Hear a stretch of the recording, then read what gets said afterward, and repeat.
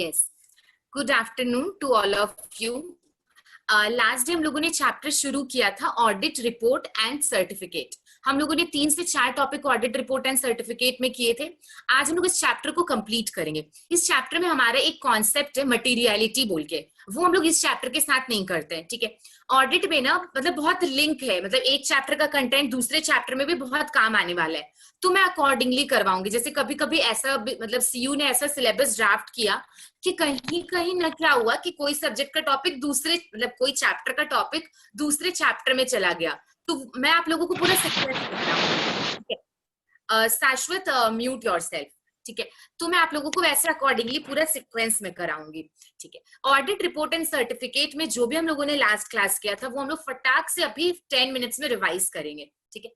आप लोग ध्यान से सुनना और देखना आप लोगों को कितना याद है। ऑडिट रिपोर्ट क्या होता है? Audit report is the end product of the audit, है ना। ऑडिट होने के सबसे लास्ट का काम क्या है? ऑडिट रिपोर्ट देना। रिपोर्ट में हम लोग क्या देते? रीजनेबल अश्योरेंस, है ना, या फिर सजेशन या फिर क्रिटिसिज्म। बट हम लोग कभी भी कोई भी गारंटी नहीं देते, कभी भी नहीं बोलते कि वेदर दिस इज ट्रू और whether this is false. Audit report generally 1 साल के पीरियड को कवर करता है। 1 साल को हम लोग क्या बोलते हैं? 1 फाइनेंशियल ईयर। ऑडिट रिपोर्ट किसके लिए होता है? स्टेक होल्डर के लिए। स्टेक होल्डर में कौन आएंगे? क्रेडिटर, शेयर होल्डर, कंपनी के डेटर, कंपनी के मैनेजमेंट वाले लोग, सभी हमारे क्या आ जाएंगे? कंपनी के स्टेक होल्डर में आते हैं। ऑडिट रिपोर्ट हम लोग कब देते हैं? What is the time limit? After the expiry of the financial year. मैंने आपको फाइनेंशियल ईयर का मतलब उस दिन बताया था और मैं बताई थी 38 सितंबर के पहले पहले ऑडिट रिपोर्ट देना पड़ता है। मतलब मार्च खत्म हुआ, उसके 6 मंथ्स के अंदर अंदर you have to submit the audit report, ठीक है। ऑडिट रिपोर्ट कब मिलता है? तो हम लोगों का हर साल ऑडिट होगा और ऑडिट रिपोर्ट मिलेगा, ठीक है। ऑडिट रिपोर्ट का मतलब क्या होता है? मीनिंग, ये तो एंड प्रोडक्ट वाली बात तो मैं बता दी, बट अगर और क्लैरिटी के साथ बोले तो audit report is the expression of opinion, है ना। ऑडिटर क्या देता है रिपोर्ट में? ओपिनियन। मैंने आप लोगों को बताया था, आप लोग मेरे से कुछ पूछने आओगे, मैं अगर ओपिनियन दे रही हूँ तो that is not guarantee, that is only my opinion. तो ऑडिट रिपोर्ट में भी हम लोग सिर्फ और सिर्फ क्या देते हैं? ओपिनियन। क्या एक लाइन बोली थी, मैं बोली थी इस लाइन को रट लेना। क्या लाइन था? whether the financial statement gives the true and fair view of the affairs of the company। Financial statement का मतलब भी मैंने पूरा एक्सप्लेन किया था आप लोगों को। ये था हमारा audit report. What is audit certificate? Audit certificate is the confirmation और एक्यूरेसी ऑफ सर्टेन फैक्ट और फिगर और एस्टिमेशन। हम लोग ऑडिट रिपोर्ट में क्या देते हैं? गारंटी, है ना। Whether this statement is true और फॉल्स, ये हम लोग कहाँ लिखते हैं? ऑडिटर सर्टिफिकेट में। ऑडिटर सर्टिफिकेट ऐसे किसी टाइम पीरियड से बाउंड नहीं होता है, वो जब भी डिमांड होगा तब हम लोगों को सर्टिफिकेट देना पड़ता है। Audit certificate is for the government और for the loan provider. Loan provider जैसे मैं एग्जांपल दी थी बैंक, है ना। जैसे मैं भालोटिया सर के फॉरेन एक्सचेंज के ऊपर एक सर्टिफिकेट दे रही थी, है ना, तो वो गारंटी भी नहीं है, वो गारंटी है, मैं बताऊंगी कि ये सही है या फिर गलत है। और वो सर्टिफिकेट किसको चाहिए? हो सकता है सर ने बैंक से या फिर गवर्नमेंट से लोन लिया हुआ है, तो एक्सटर्नल पार्टी को चाहिए। ऑडिट सर्टिफिकेट कब दिया जाता है? ऑन डिमांड, है ना, आफ्टर द एक्सपायरी। ऐसा कुछ टाइम पीरियड नहीं होता है। बोलो यहां तक किसी को कोई डाउट है? Audit report and certificate and difference between audit report and certificate, ये 3 टॉपिक ऑलमोस्ट कवर हो गया। मैं आप लोगों को पहले ही बता चुकी हूँ ऑडिट में बहुत सारे टॉपिक ऐसे हैं जिसको सिर्फ और सिर्फ ट्रिक से पढ़ा जाएगा, है ना। जैसे रिपोर्ट और सर्टिफिकेट हम लोग अलग अलग नहीं करते हैं, जब डिफरेंस करते हैं तो दोनों का मीनिंग कवर हो जाता है। अगर किसी एक के बारे में पूछेगा तो सारा का एक का पॉइंट आप लोग नोट कॉपी में लिख सकते हो आंसर शीट में, ठीक है। चलो फिर मैं बताई थी what are the characteristics of a good audit report. एक ऑडिट रिपोर्ट कैसा होना चाहिए? क्या था शॉर्टकट? यूपी में सिर्फ कैप्स, याद है ना सबको, है ना। यू फॉर क्या था? अनएम्बिगुअस। एम्बिगुअस नहीं होना चाहिए। एम्बिगुअस का क्या मतलब होता है? बहुत ह्यूज है, बहुत कॉम्प्लिकेटेड है, स्ट्रेट नहीं लिखा हुआ है कुछ भी, तो ऐसा नहीं होना चाहिए, अनएम्बिगुअस होना चाहिए, है ना। एम फोर क्या था? यूपी, सॉरी, पी फोर क्या था? Pointing mistake. आज मैं आप लोगों को बताऊंगी कि जब भी ऑडिटर ऑडिट करता है, अगर उसको कुछ गलती मिलती है तो वो उस गलती को भी कहाँ लिखता है? रिपोर्ट में लिखता है। तो हमेशा your report should point out the mistake. अब आप बोलोगे मैम हम लोग ऑडिट किए और उस क्लाइंट के फाइनेंशियल स्टेटमेंट में कोई एरर नहीं है, कोई गलती नहीं है, तो भी लिखना होगा। नहीं, तब थोड़ी ना आप गलती कहाँ से लाओगे, अगर गलती है ही नहीं तो क्यों लिखोगे, तब पॉइंटिंग मिस्टेक नहीं होगा। लेकिन ये कैरेक्टरिस्टिक्स है, अगर है तो जरूर करो, पॉइंट आउट करो मिस्टेक को, कि क्लाइंट ने डेप्रिसिएशन गलत कैलकुलेट किया, क्लाइंट ने फिक्स्ड एसेट का अकाउंटिंग गलत किया, है ना, कुछ भी लिख सकते हो। ठीक है, यूपी में M4 क्या होगा, मेंशन द रीजन, है ना। मेंशन द रीजन मैं बोली थी कि जब आप लोग पढ़ोगे टाइप्स ऑफ ऑडिट रिपोर्ट तब समझ में आएगा। ठीक है, बेसिकली हम लोग जिस टाइप को ऑडिट रिपोर्ट देंगे उसका रीजन लिखना होगा। जैसे ना 3 टाइप की बेसिकली रिपोर्ट होती है। ठीक है, बताऊंगी आज, clean report, qualified report, adverse report, type है ये रिपोर्ट का। तो क्यों आप क्लीन रिपोर्ट दिए, you have to mention the reason. तो वही यूपी में एम का मतलब यही है ना। S for simplicity, means language should be clear, language should be straight forward. अब मेरा क्लाइंट फ्रेंच नहीं समझता है, मैं उसको फ्रेंच में दे सकती हूँ क्या ऑडिट रिपोर्ट, क्या मेरे को फ्रेंच आता है, नहीं, मेरे को ऐसी लैंग्वेज यूज करनी होगी, that should be clear, that should be straight forward. ठीक है, तो ये मीनिंग था आपका सिंप्लिसिटी। यूपी में S, I for information based, आपको रिपोर्ट में इंफॉर्मेशन देना होगा। ऑफ कोर्स आप रिपोर्ट क्यों दे रहे हो, इंफॉर्मेशन देने के लिए ना, ऐसा तो नहीं है कि मन हुआ तो रिपोर्ट दे दिए, कोई तो पर्पस है रिपोर्ट देने के लिए, इंफॉर्मेशन देने के लिए, कि नेक्स्ट ईयर अगर ऑडिट कोई दूसरा ऑडिटर आए तो उसको पता रहे कि पिछले साल इस कंपनी में क्या हुआ था, वो रिपोर्ट पढ़ लेगा।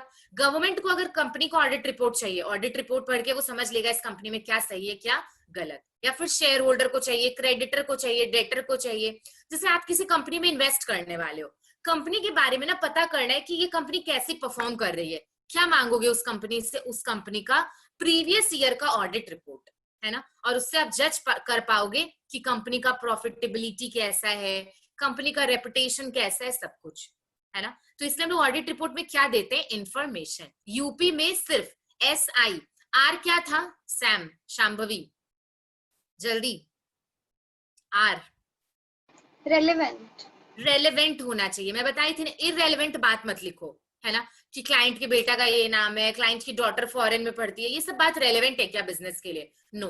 रेलेवेंट बात आप लिख के दोगे ऑडिट रिपोर्ट में, इररेलेवेंट एक भी बात नहीं होनी चाहिए, है ना। ये सब नहीं लिखोगे क्लाइंट मेरे को अच्छा से खाना नहीं खिलाता था, क्लाइंट के AC नहीं चलता था, मेरे को गर्मी में ऑडिट करना पड़ता था, ये सारे पॉइंट आपके ऑडिट रिपोर्ट में नहीं होने चाहिए। मतलब रेलेवेंट बात लिखोगे। और रेलेवेंट का मीनिंग चेंज होता रहता है, मतलब आप जैसा ऑडिट कर रहे हो उस पर डिपेंड करेगा इसके लिए क्या रेलेवेंट बात है ना। ठीक है, जैसे मैं आप लोगों को बताई थी कि ऑलमोस्ट हर एंटिटी का ऑडिट होता है, एक स्कूल का ऑडिट होता है, मंदिर का ऑडिट होता है, ट्रस्ट का ऑडिट होता है, बताई थी ना। ठीक है, यूपी में सिर्फ एफ क्या था, आकाश, जल्दी, नहीं पता मैम। पवन, क्यों नहीं पता, पवन, पवन की तो आवाज ही नहीं आ रही है। एनोनिमस बताएंगे, कितना सुंदर नाम है इनका।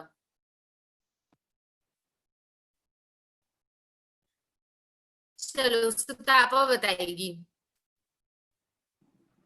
मैम फर्मनेस, फर्मनेस, है ना, फर्मनेस बोलते हैं। फर्मनेस का क्या मतलब होता है, या पवन का भी रिप्लाई आ गया। फर्मनेस मतलब क्या होता है, फर्म होना चाहिए, ऐसा नहीं, जैसे नहीं बोलते हैं किसी किसी फ्रेंड को आप लोग बोलते हो तुम अपने बात पे कभी नहीं रहते हो, है ना, every time you change your opinion, है ना, ऐसा नहीं होना चाहिए। आप ऑडिट रिपोर्ट में अगर कुछ लिखे हो तो आपको उस बात पे फर्म रहना है ना। ऐसा नहीं कि ऑडिट करके चले गए, रिपोर्ट में कुछ लिख दिए, जब आपको क्लाइंट कॉल किया आप बोले नहीं ऐसा तो मैं नहीं लिखा। तो यू शुड बी डिटरमाइंड, जो आप लिखे उस पे फर्म रहो, दिस इज फर्मनेस। यूपी में सिर्फ C for Abhishek, Abhishek Shaw,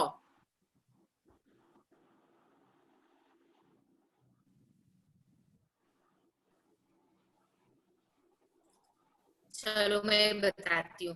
consistency, है ना, कंसिस्टेंसी में बताई थी क्या बोलते हैं कंसिस्टेंसी का। एक साल डिप्रिसिएशन WTV से था, एक साल SLM से था, एक बार स्टॉक का वैल्यूएशन फीफो था, लिफो था, ऐसा नहीं होना चाहिए। और ऑडिटर को भी कंसिस्टेंसी मतलब कंटिन्यू करनी चाहिए। जैसे कि रिपोर्ट एक बार वो लिख रहे हैं, लैंग्वेज कुछ इंग्लिश का फॉन्ट कुछ है, जैसे वर्ड में फॉन्ट होता है ना, और थोड़े दूसरे पेज में फॉन्ट चेंज हो गया, that should not be the case, है ना। एक कंसिस्टेंसी मतलब एक टाइप का चीज होना चाहिए, ठीक है। CA फॉर क्या था शांभवी? एड्रेसी।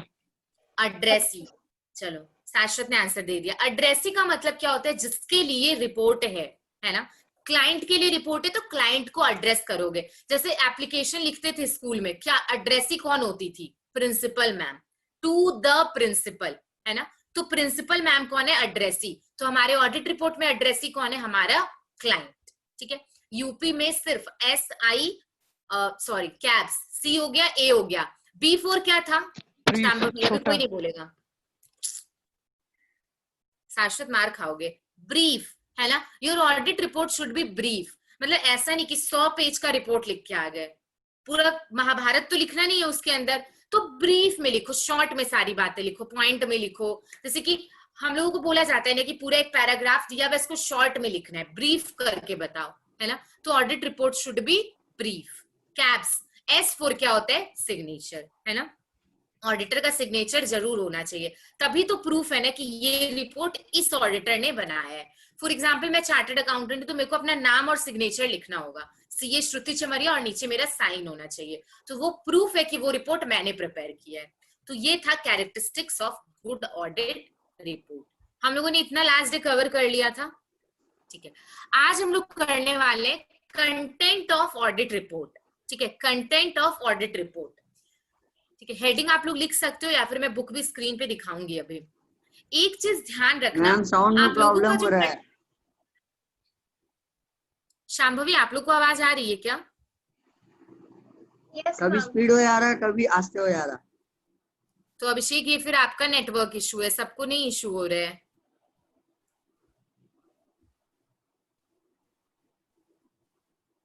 क्योंकि मैं तो एकदम एक ही नेट, मतलब लैपटॉप से ही कर रखी हूँ क्लास, मेरे को नहीं लग रहा है वॉइस प्रॉब्लम होनी चाहिए। मैम शाश्वत आपने को, क्या बता? यस शाश्वत को प्रॉब्लम हो रहा है? नहीं मैम, आवाज क्लियर आ रही है। हाँ, तो अभिषेक का इंटरनेट इशू है फिर।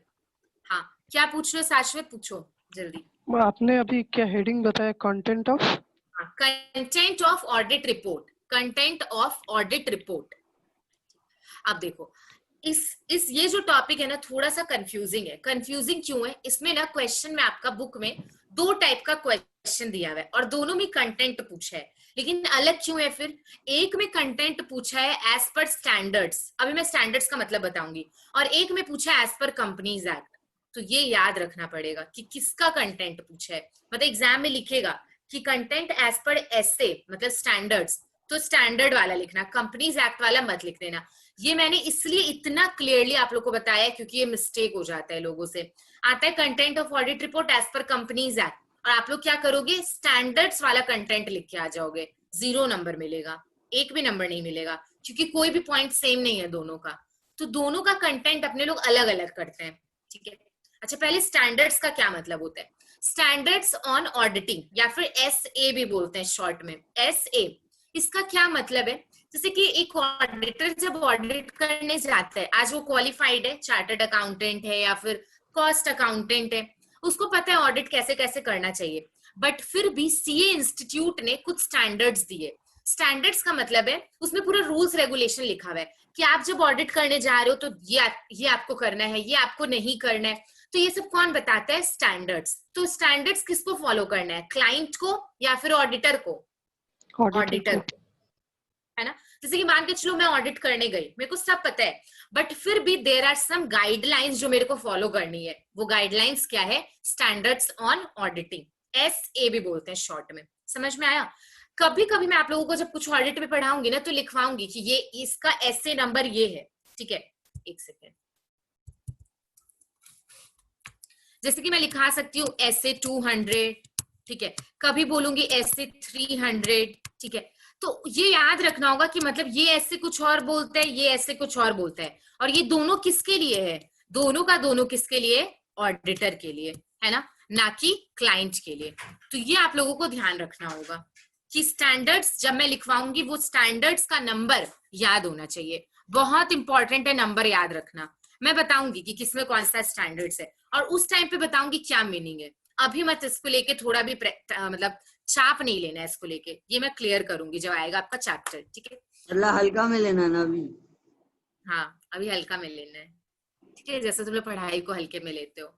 चलो अब हम लोग क्या करने वाले, कंटेंट ऑफ ऑडिट रिपोर्ट। ठीक है, देखो स्क्रीन सबको दिख रही है ना, बुक स्क्रीन पे दिख रही है। यस देखो मैं पहले आप लोगों को दिखा देती हूँ कि अपने क्या क्या कर चुके हैं। सबसे फर्स्ट टॉपिक है आपका define auditors report and auditor certificate. ये टॉपिक अपने लोग ऑलरेडी कर चुके हैं। सारा जो भी ऑडिटर्स रिपोर्ट का पॉइंट था ना डिफरेंस वाला यहाँ पे लिख दोगे, और अगर सर्टिफिकेट लिखना है तो सर्टिफिकेट वाला पॉइंट लिख दोगे। ठीक है, okay.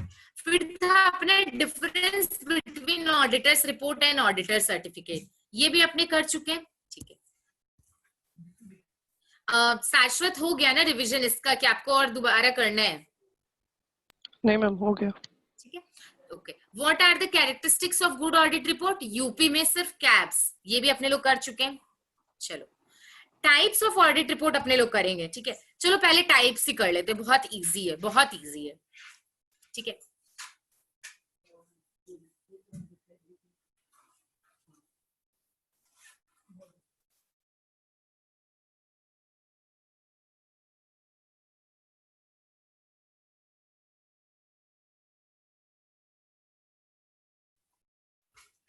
Okay. What are the different types of audit report? ठीक है, बेसिकली जो बेसिक जो एकदम मेन है वो है तीन। कितना कितना टाइप है? तीन टाइप है। 3 टाइप का ऑडिट रिपोर्ट अपने लोग करने वाले हैं। जहां हेडिंग लिखे थे ना कंटेंट, उस पेज को छोड़ दो, एज इट इज छोड़ दो, नेक्स्ट पेज में लिखो। एक पेज लग जाएगा उस क्वेश्चन में। नेक्स्ट पेज में हेडिंग होना चाहिए different types of audit report. जिनके पास बुक है या नहीं है, दोनों को ही नोट में लिखना है, नोटबुक में, क्योंकि इसमें मैं कुछ लिखवाऊंगी आप लोगों को एडिशनल पॉइंट्स। ठीक है,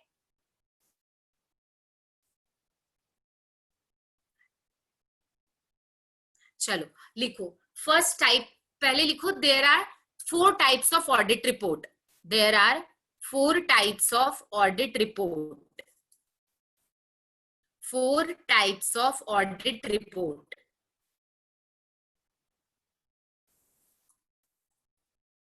ठीक है, अच्छा एक सेकेंड, आप लोग के बुक में एक 5th नंबर भी दिया हुआ है, देख मिल रहा है, कंपार्टमेंट और पीस मील ओपिनियन ऑडिट रिपोर्ट। मैं जूम कर दूं क्या? दिखा सबको 5th टाइप? ये आप लोगों को नहीं करना है। ठीक है, सिर्फ अपने लोग 4 टाइप ही करने वाले हैं। Give me 1 second.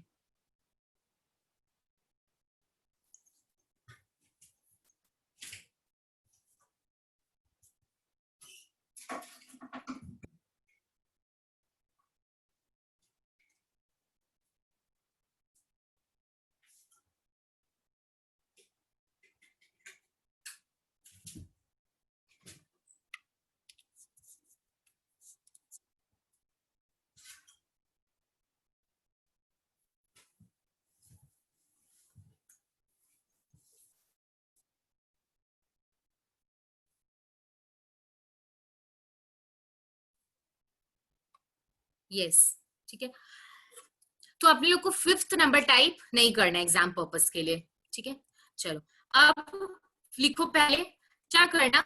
चलो मैं बोर्ड पे करवाती हूँ, ज्यादा समझ में आएगा।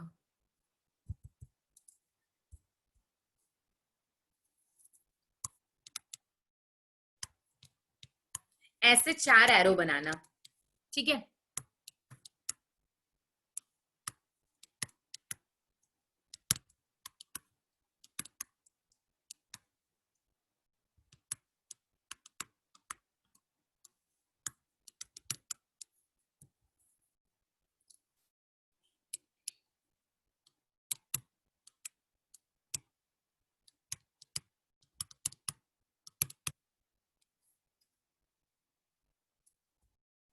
और थोड़ा जल्दी करना, आज ये चैप्टर कंप्लीट करना है हम लोगों को।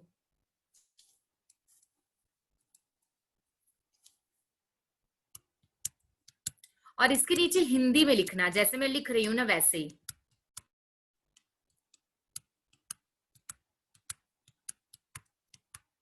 मैम आप हिंदी जानते हैं? हाँ, इंडिया की रहने वाली हूँ, हिंदी तो श्योर जानती हूँ।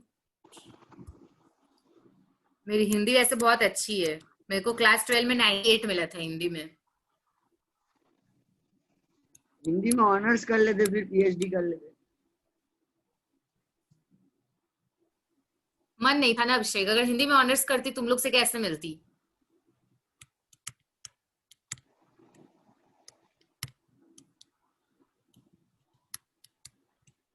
ठीक है, क्लीन के नीचे लिखना है सब कुछ सही है, क्वालिफाइड के नीचे लिखना है कुछ गड़बड़ है। कुछ गड़बड़, जल्दी लिखो, बहुत इजी, बहुत मजा आएगा ये टॉपिक करके। क्वालिफाइड के नीचे लिखो कुछ गड़बड़ है। एडवर्स के नीचे लिखना है, लेकिन मैं ऊपर लिख रही हूं, आप लोग लिख लो। सब गड़बड़ है, सब गड़बड़ है। ठीक है, और डिस्क्लेमर ऑफ ओपिनियन इसके नीचे लिखना है कुछ मिला नहीं, कुछ मिला नहीं।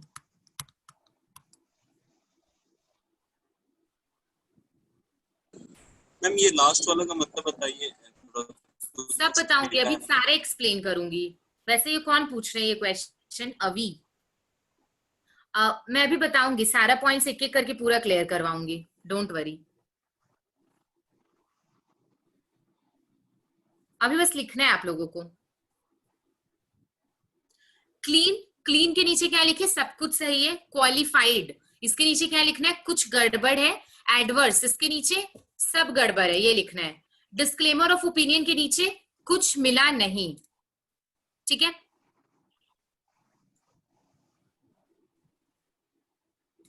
हो गया? चलो अब मैं समझाती हूँ। देखो हम लोग क्या किए, सबसे पहले क्लीन। ठीक है, रिपोर्ट बेसिकली 4 टाइप का है। ठीक है, जो हम लोगों को पढ़ना है, 5th टाइप नहीं पढ़ना है। 4 टाइप में सबसे फर्स्ट टाइप क्या है? Clean report. ठीक है, सबके पीछे रिपोर्ट था इसलिए मैं लिखी नहीं अलग अलग। फर्स्ट रिपोर्ट का टाइप है क्लीन रिपोर्ट। क्लीन रिपोर्ट का क्या मतलब है? सब कुछ सही है। अब मानो जैसे कि शांभवी एक जगह ऑडिट करने जाती है। ठीक है, मान के चलो विप्रो कंपनी का। शांभवी ने जब विप्रो का ऑडिट किया, ये गुरु क्या कर रहे हैं?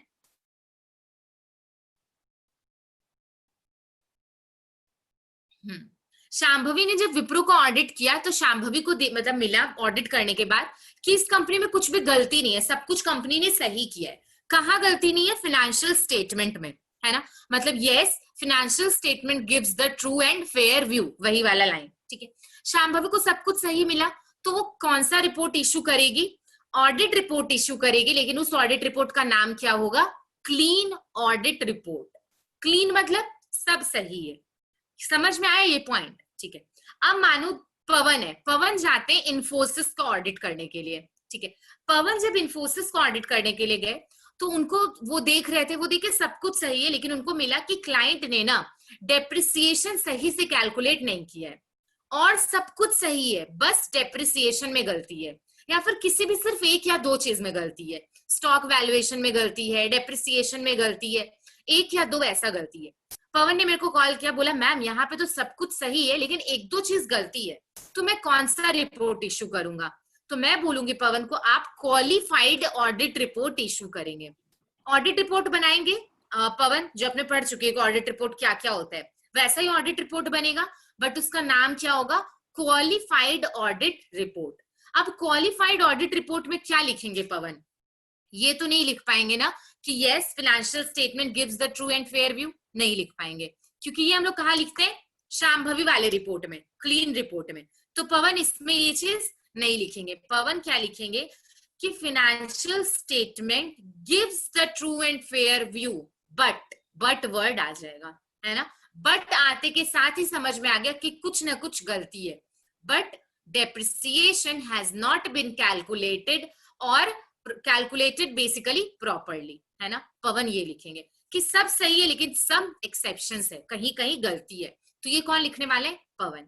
अब मानो अभिषेक गए ऑडिट करने, किस कंपनी का? मान के चलो आईटीसी का। ठीक है, अभिषेक ने जब आईटीसी का ऑडिट किया, अभिषेक मेरे को कॉल करके बोला मैम ये कंपनी इतनी बड़ी है लेकिन यहाँ पे सब गड़बड़ है, मतलब एक भी चीज यहाँ पे सही से नहीं है। फाइनेंशियल स्टेटमेंट में बैलेंस शीट का क्या मतलब प्रॉपर एलोकेशन सही नहीं है, असेट को सही से एलोकेट नहीं किया गया, डेप्रिसिएशन गलत है, मतलब ऑलमोस्ट चीज गलत है। तो अभिषेक कौन सा रिपोर्ट देंगे? क्लीन दे पाएंगे क्या? नो। क्वालिफाइड दे पाएंगे क्या? नो। क्या देंगे? Adverse report. एडवर्स का मतलब है सब गड़बड़ है, तब वो कौन सा रिपोर्ट देंगे? एडवर्स। और वो क्या लिखेंगे? Financial statement does not give the true and fair view, है ना। शांभवी ने क्या लिखा? Yes, financial statement gives the true and fair view. पवन ने क्या लिखा? financial statement gives the true and fair view but, है ना। और अभिषेक क्या लिखेंगे? financial statement does not give the true and fair view। ठीक है, चलो अब है शाश्वत। शाश्वत ऑडिट करने गए, मान के चलो रिलायंस का, ठीक है। शाश्वत ऑडिट पे गए, बहुत एक्साइटेड थे। फर्स्ट डे गए, देखे रिलायंस की जो जहां कंपनी में ऑडिट करने जा रहे हैं उसमें ताला लगा हुआ है, ठीक है। वापस आ गया वो घर, वो फिर भी बहुत एक्साइटेड था कि ठीक है कोई भी रीजन से बंद होगा, नेक्स्ट डे जाऊंगा। वो नेक्स्ट डे गया, नेक्स्ट डे भी ऑफिस पे ताला लगा हुआ है। फिर थर्ड डे वो गया तो ऑफिस खुल गया, लेकिन ऑफिस के जब अंदर गया तो रिलायंस के ओनर ने या जो भी वहां मैनेजर है उन लोगों ने शाश्वत को बताया कि हमारा ना सिस्टम काम नहीं कर रहा है, मतलब लैपटॉप, कंप्यूटर, टैली, ये सब कुछ भी काम नहीं कर रहा है। तो शाश्वत फिर ऑडिट कैसे करेगा? उसको तो बैलेंस शीट ये सब देखना है ना, सब तो सिस्टम से ही देखेगा। तो शाश्वत मेरे को कॉल करके बोलेगा कि मैम मतलब मैं तो क्या बोलूं, शांभवी तो बता पा रही है कि सही है, पवन बता पा रहे है कि सही है बट कुछ गड़बड़ है, अभिषेक बता पा रहे सब गड़बड़ है, बट मैं तो कुछ बताने की हालत में ही नहीं हूँ, है ना। तो मैं उससे पूछूंगी क्यों, तो वो क्या बोलेगा? मैम मेरे को कोई सबूत ही नहीं मिला, मैं कुछ ऑडिट कर ही नहीं पा रहा हूँ यहाँ पे, है ना। तो कौन सा रिपोर्ट होगा? Fourth number, disclaimer of opinion. कुछ मिला नहीं, है ना।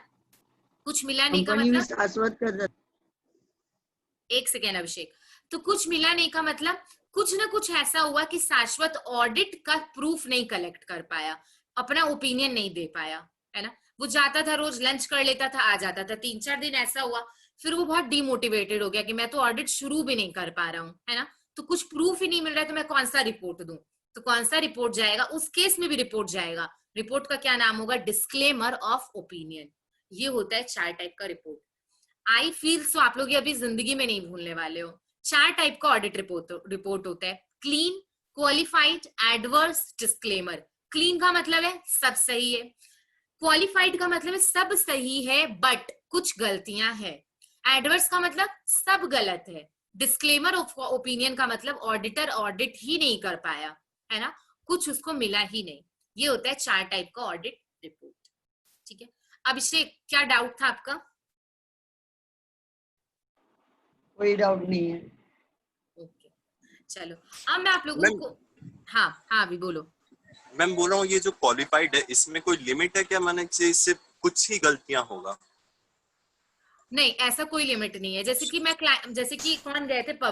पवन जब ऑडिट कर रहे थे वो देखिए सब सही है, प्रॉफिट एंड लॉस का बैलेंस सही है, पूरा इनकम सही से, एक्सपेंस सही से, सब कुछ सही है, बस कंपनी ने एक गलती की है। वो क्या गलती है कि डेप्रिसिएशन को गलत मेथड से कैलकुलेट कर लिया, तो भी वो क्वालिफाइड रिपोर्ट दे सकते हैं। मतलब आपका कहना है कि मैम कितनी गलती होने पे क्वालिफाइड देंगे? एक भी होने पे क्वालिफाइड जाएगा। समझ में आया अभी आपको? Yes ma'am. चलो अब अपने लोग शुरू करते हैं नोट से, ठीक है। जो हम लोगों का बुक है उससे हम लोग देखते हैं क्या है। मैं कुछ कुछ पॉइंट्स लिखवाती जाऊंगी, आप लोग साथ में लिखते जाना।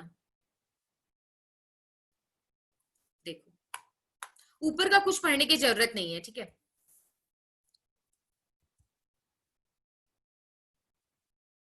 सबसे पहले देखो कौन सा रिपोर्ट है अपना, क्लीन रिपोर्ट। क्लीन रिपोर्ट के बगल में क्या लिखा हुआ है?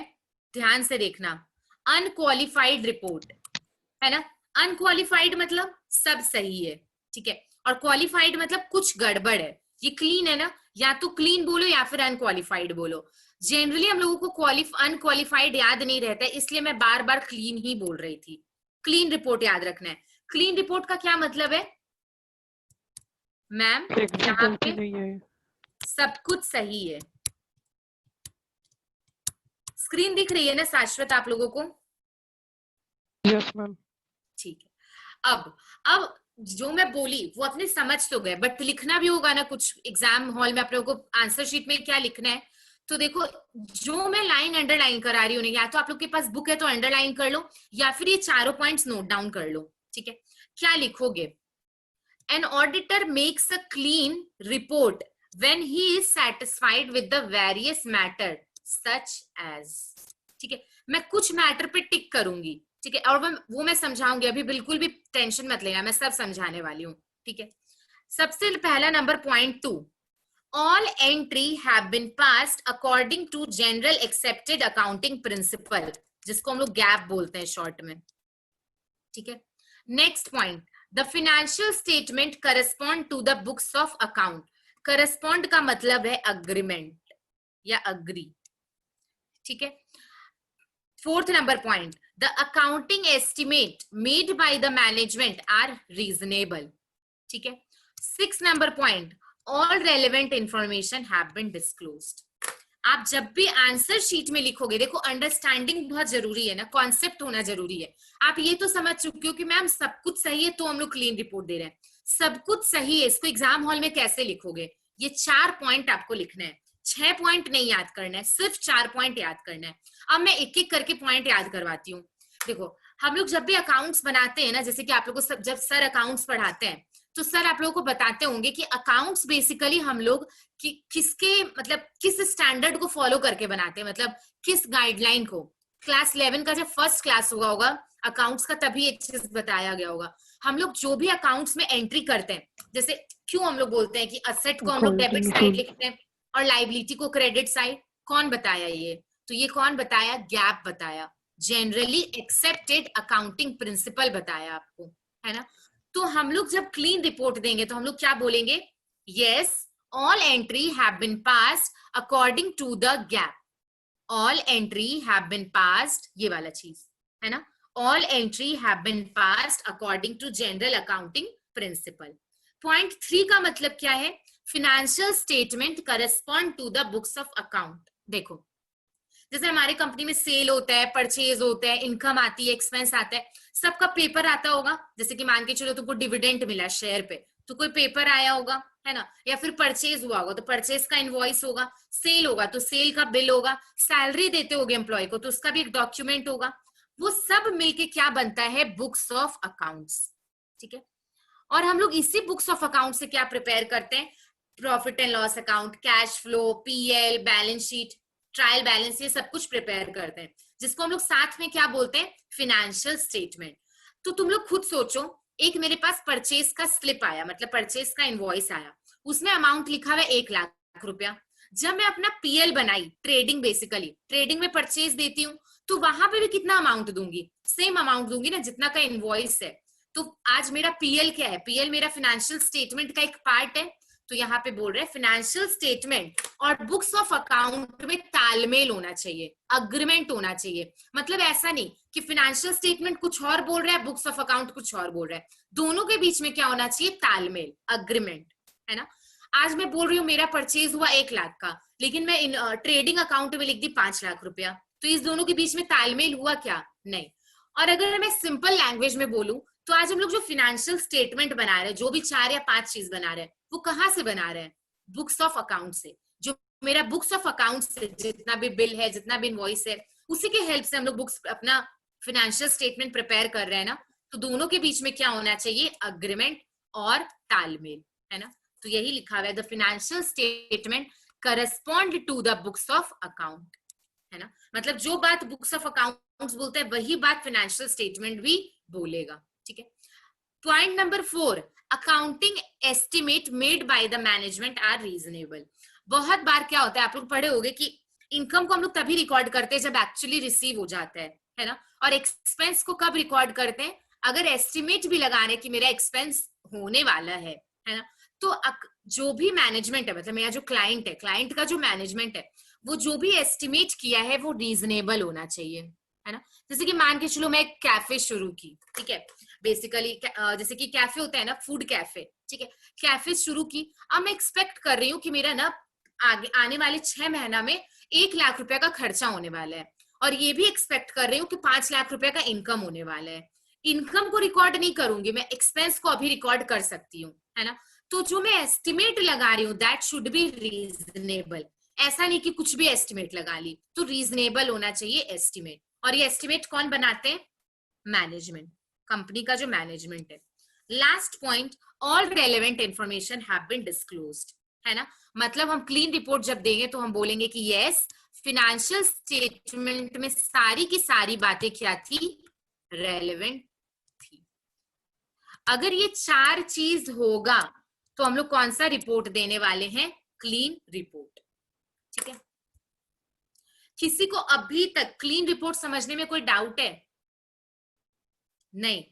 कैसे लिखोगे? पहले लिखोगे कि when the auditor satisfied that yes, financial statement gives the true and fair view of the affairs of the company, auditor issue the clean report, है ना?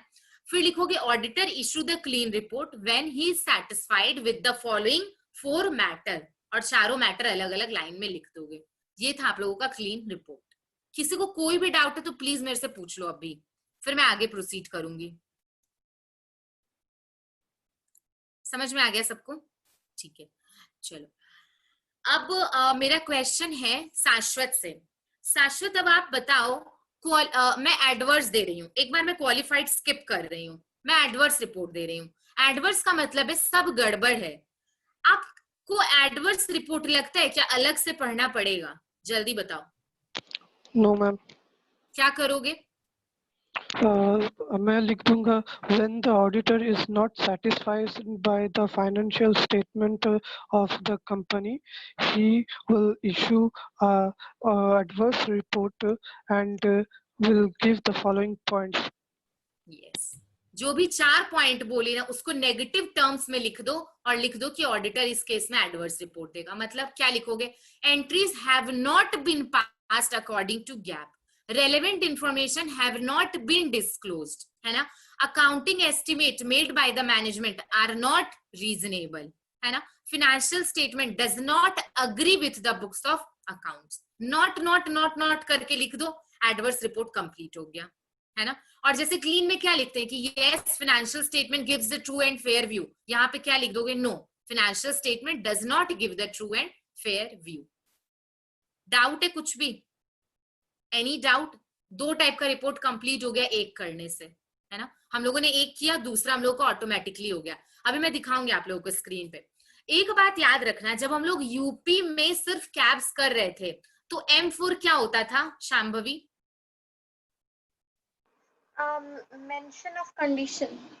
Very good, mention the condition. ये यही पॉइंट है। जब भी adverse report लिखोगे आपको reason बताना होगा क्यों एडवर्स लिखे, है ना? तो मैं रीजन दूंगी कि एंट्री गैप के अकॉर्डिंग नहीं है, बुक्स और फाइनेंशियल स्टेटमेंट अग्री नहीं करते हैं। जब जैसे कि आप लोग सुनते हो कि किसी के लिए हम लोग कोई गलत बात बोल देते हैं, बोलते प्रूफ बताओ या फिर रीजन बताओ क्यों गलत बात बोले। सेम रिपोर्ट के केस में भी है।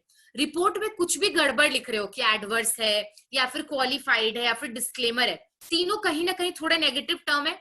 You have to mention the reason और मेंशन द कंडीशन। ये पॉइंट हम लोग कैरेक्टरिस्टिक्स में ऑलरेडी कर चुके हैं, है ना? तो ये वाला वही पॉइंट था। तो वहां पे आप लोग क्या लिख दोगे कैरेक्टरिस्टिक्स में कि whenever the auditor gives the qualified adverse or disclaimer of opinion report, auditor have to give the reason, है ना? सिंपल, ठीक है। क्लास में मैं बोली थी सबको वीडियो ऑन रखने, शांभवी को छोड़ के किसी का भी वीडियो ऑन नहीं है। मैं नेक्स्ट क्लास से बिल्कुल परमिशन नहीं देने वाली हूँ अगर आप लोगों का वीडियो ऑफ रहेगा तो। क्या लग रहा है मेरे को मैं एक ब्लैक स्क्रीन को पढ़ा रही हूँ, है ना? थ्योरी पढ़ाने के लिए मेरे को एक्सप्लेन करना पड़ता है, प्रैक्टिकल में तो फिर भी मैं लिख रही हूँ बोर्ड पे। नेक्स्ट क्लास से बिल्कुल नहीं होगा ये चीज। चलो, clean report done. Okay, adverse report देख लो क्या लिखा है एडवर्स में। डू नॉट एग्जिबिट या do not gives the true and fair view of the affairs of the company. तो ऑडिटर क्या देगा? Adverse report. और वही 4 रीजन लिख दो इसमें भी, नॉट लगा के। क्या लगा के? नॉट लगा के। कंप्लीट हो गया ना एडवर्स रिपोर्ट। सिंपल था। चलो अब हम लोग करेंगे क्वालिफाइड रिपोर्ट, ठीक है? क्वालिफाइड रिपोर्ट में क्या बोली? सब कुछ सही है but there are some qualifications, है ना, और सम रिजर्वेशंस। सम क्वालिफिकेशन और सम रिजर्वेशंस का क्या मतलब है? थोड़ी गलतियां, ठीक है? अगर ऐसा है तो ऑडिटर क्या देता है? Qualified report. देखो क्या लिखा हुआ है, when an auditor expresses his opinion in audit report subject to some reservation, मतलब कुछ गलतियां। सम रिजर्वेशन का मतलब है कुछ गलती, ठीक है। तो ऑडिटर क्या देगा, एक्चुअली मैं गलतियां लिख रही थी, ठीक है। तो ऑडिटर क्या देगा, क्वालिफाइड रिपोर्ट, ठीक है। ये लाइन यहां से लेके यहां तक याद रहना चाहिए। अब इसमें और ये तो बोलोगे मैम ये तो इतना बड़ा लिखा हुआ है, आप तो सिर्फ एक लाइन बताई है, क्या लिखोगे, एग्जाम्पल। कौन सा एग्जाम्पल लिखोगे, क्या लिखोगे, जो मैं बताई थी पवन के केस में कि yes financial statement gives the true and fair view but depreciation has not been calculated properly, ठीक है। एक पॉइंट मैं मिस कर रही हूँ जानबूझ के, मेरे को शाश्वत बताएगा क्या पॉइंट यहाँ पे एक और लिख सकते हैं जल्दी। The reason of qualification should always be clearly stated in the report under the heading of basis for qualified opinion. Yes, very good, है ना। क्या आपको लिखना होगा, आपको रीजन बताना होगा, मेंशन द रीजन कि क्यों आपने क्वालिफाइड रिपोर्ट दिया। तो 3 बात याद रखना है, एक लिखना है कब ऑडिटर देता है, तो लिखना सब कुछ सही है लेकिन कुछ रिजर्वेशंस है, तो ऑडिटर क्वालिफाइड देगा। दूसरी बात क्या लिखोगे, एग्जाम्पल, डेप्रिसिएशन वाला एग्जाम्पल। और तीसरी बात क्या लिखोगे, मेंशन द रीजन, ठीक है, समझ में आया, ठीक है। ये वाला लाइन यहां से कर लो, the reason of qualification stated in the report under the heading, मतलब रिपोर्ट का ना हेडिंग होता है, रिपोर्ट में बहुत सारा पैराग्राफ होता है, तो किस पैराग्राफ में आप रीजन लिखोगे कि हाँ ये रीजन की वजह से क्वालिफाइड दिए, या तो बेसिस फॉर क्वालिफाइड ओपिनियन में। हो गया आपका क्वालिफाइड रिपोर्ट भी कंप्लीट। किसी को कोई डाउट है? मैम एग्जाम में ये सेक्शन लिखना पड़ेगा क्या ऑडिटिंग में? नहीं, जैसे यहाँ दिया। नो, मैं जितना पढ़ा रही हूँ ना, मैं आप लोगों को बता रही हूँ, जैसे लास्ट जो बैच था ऑडिट का, उसमें कुछ स्टूडेंट्स थे, मतलब वो लोग, मतलब जैसे आप लोग पढ़ रहे हो ना वैसे ही वो लोग भी, मतलब नॉर्मली आप लोगों को बस क्लास करना है, थोड़ा सा होमवर्क करना है कभी कभी वो भी, और मैं कभी कभी टेस्ट लूंगी, बस टेस्ट को सीरियसली देना है। ऑलमोस्ट जो लास्ट बैच था उसमें से बच्चों लोग का मार्क्स था अबव 70, 72, 75, इस टाइप का मार्क्स आता है ऑडिट में। लेकिन आप अगर सेक्शन के पीछे भागोगे तो मेन कंटेंट नहीं याद रहेगा। सेक्शन याद रखना किनके लिए जरूरी है, जब आप सीए की पढ़ाई कर रहे हो, सीएस कर रहे हो, तो आपको सेक्शन वहां पे लिखना पड़ता है। आप लोगों के लिए सेक्शन याद रखना नहीं जरूरी है। कुछ सेक्शन है जो आप लोगों को याद रखने, वो मैं आप लोगों को बताऊंगी क्लास के टाइम पे, ठीक है, जब क्लास लूंगी, मतलब नेक्स्ट क्लास या किसी भी चैप्टर वाले क्लास में। और एक दिन मैं आप लोगों का क्या करूंगी, एक ऑडिट की अच्छी से नोटबुक आप लोग रेडी करना, ठीक है। उस नोटबुक में मैं क्या करूंगी, सबसे फर्स्ट पेज में सीरियल वाइज सेक्शन लिखा दूंगी, और हर सेक्शन का क्या नाम है वो लिखवा दूंगी। जो सेक्शन बिल्कुल इंपॉर्टेंट है, जो इंपॉर्टेंट नहीं है वो नहीं। आप लोग सोच रहे हो कि ये वाला सेक्शन नहीं याद रखना है, बिल्कुल याद नहीं रखना है, जब होगा तो मैं जरूर बताऊंगी, ठीक है। अब बोलो 3 रिपोर्ट हम लोग कर चुके हैं, कोई भी डाउट है? नो, चलो 4th नंबर क्या था, रिपोर्ट विथ डिस्क्लेमर। क्या मतलब था इसका शांभवी, हिंदी में क्या मतलब था? कुछ मिला नहीं। कुछ मिला नहीं, है ना। देखो क्या लिखा हुआ है, very often it may not be possible for the auditor, statutory पे भी मत ध्यान देना, auditor to collect the information which are necessary for expressing opinion on the financial statement. इतना लंबा लाइन लिखा हुआ है, अगर मैं शॉर्टकट में बोलूं तो ये बोल सकती हूँ कि many times auditor is not able to collect the information, तो ऑडिटर कौन सा देगा, रिपोर्ट विथ डिस्क्लेमर। यहाँ पे भी क्या मैं लिखूंगी एक पॉइंट में, मेंशन द कंडीशन, कंडीशन या रीजन जरूर मेंशन करना, ठीक है। देखो लिखा हुआ है, when the auditor is submit report with disclaimer he should give the justification for such disclaimer. What is the meaning of justification? यही mention the, है ना, M वाला पॉइंट लिखा हुआ है, ठीक है। यहाँ पे भी क्या कर सकते हो, एग्जाम्पल लिख सकते हो, है ना, कि for example mister x chartered accountant है, वो ऑडिट करने गया, क्लाइंट का हमेशा सिस्टम क्रैश रहता है या फिर इंटरनेट का सर्वर डाउन रहता है, तो ऑडिटर कोई भी इंफॉर्मेशन कलेक्ट नहीं कर पाया, तो ऑडिटर ऐसा नहीं है कि शांति से चला जाएगा, एक रिपोर्ट इश्यू करेगा, जो रिपोर्ट का क्या नाम होगा, डिस्क्लेमर। कंप्लीट। ये अपना types of audit report topic खत्म हो चुका है। किसी को कोई भी डाउट है तो मैं 2 मिनट का टाइम दे रही हूँ, एक बार आप लोग देख लो, पूरा टॉपिक देख लो, ठीक है। ये टॉपिक अपने कंप्लीटली कर चुके हैं। 2 मिनट का टाइम है, जल्दी जल्दी सब देख लो।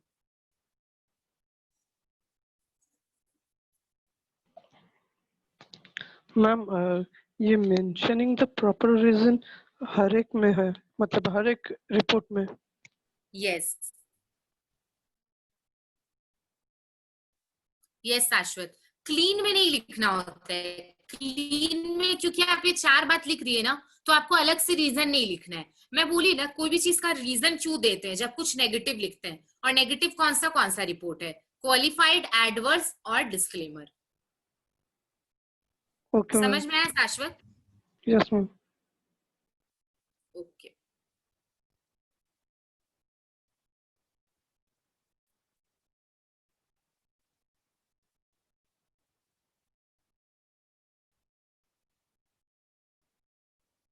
कोई तो है जो बार बार ज्वाइन और रीज्वाइन कर रहे हैं।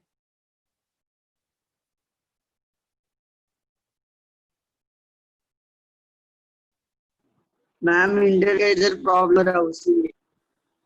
क्या?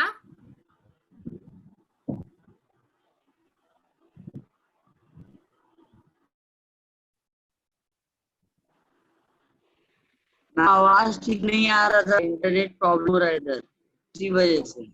ओके अभिषेक, कोई बात नहीं।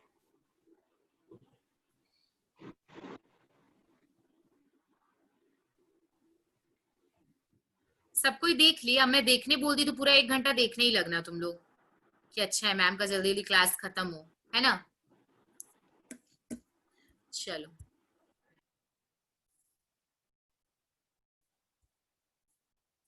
एक बार जल्दी से सब कोई जूम पे चैट में प्राइवेट करके मेरे को लिख सकते हो।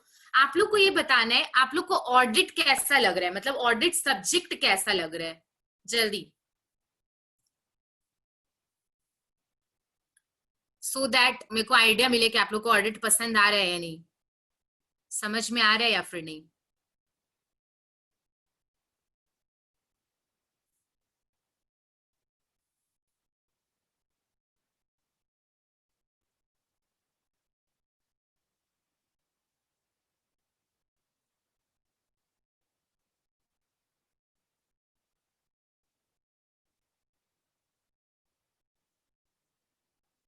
अवि ने लिखा है अच्छा तो लग रहा है बट क्यों अवि?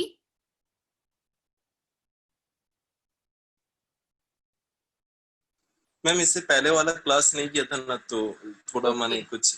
आप जिन्होंने भी लास्ट क्लास मिस की है ना वो यूट्यूब पे कर सकते हैं, यूट्यूब पे सर ने डाली है वीडियो, आप लोग यूट्यूब रेफर करना, वहां से आप लोग को कंप्लीट क्लास समझ में आ जाएगा।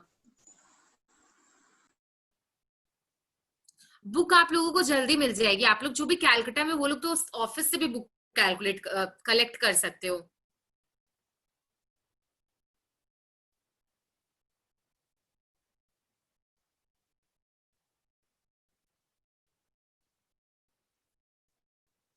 चलो, कुछ लोग रिप्लाई देने में भी कंजूसी करते हैं, ग्रुप के बहुत लोगों ने अभी तक रिप्लाई नहीं किया है।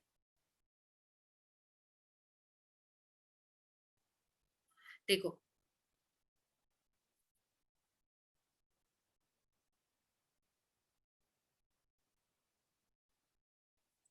हाँ ठीक है, अब हम लोग नेक्स्ट टॉपिक में इसके जाते हैं। ठीक है, कंटेंट ऑफ ऑडिट रिपोर्ट। ठीक है, जल्दी से शॉर्टकट लिखो, जैसे हम लोग शॉर्टकट पढ़े थे नहीं यूपी में सिर्फ कैप्स, वैसा ही एक शॉर्टकट है। ठीक है, कंटेंट ऑफ ऑडिट रिपोर्ट। ठीक है, और साथ ही साथ स्क्रीन भी देखते रहना। ठीक है, लिखना कंटेंट ऑफ ऑडिट रिपोर्ट और बगल में लिखना as per standards, as per standards. Standards मतलब एस ए और नीचे एस, इसका मतलब है standards of auditing. Ma'am ma'am एक बार रिपीट कीजिए ना। Content of audit report as per standards, as per SAs, जो मैंने व्हाइट बोर्ड पे लिखा है। व्हाइट बोर्ड दिख रहा है अभी आपको? Yes ma'am. हाँ बस यही लिखना है।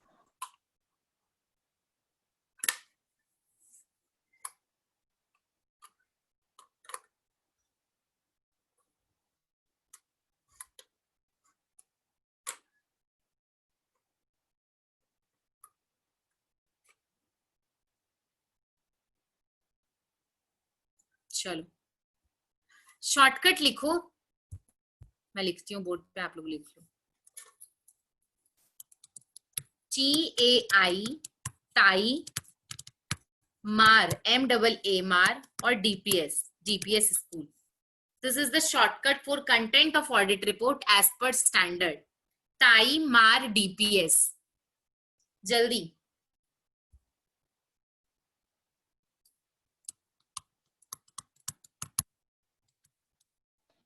Done. टाइटल,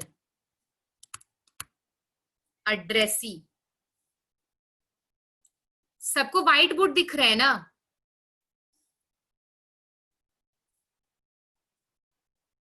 जूम पे थम्स अप का रिएक्शन होता है, आप लोग वो भी कर सकते हो, आता है यूज करना? मैम दिख रहा है मैम, कोई प्रॉब्लम नहीं है। ठीक है, एक सेकेंड। हाँ लिखो, फिर मैं आई से लिखूंगी, स्पेस नहीं है, इसको इरेज करना होगा। इसको मैं ऊपर कर देती हूँ। ये बोला मैम, क्या? इंट्रोडक्टरी पैराग्राफ, या फिर इतना लंबा मत लिखो, मैं बताती हूँ क्या लिखो यहाँ पे। एकदम इजी से इजी आप लोग को बता रही हूँ। I4 लिख लो, इंट्रोडक्शन।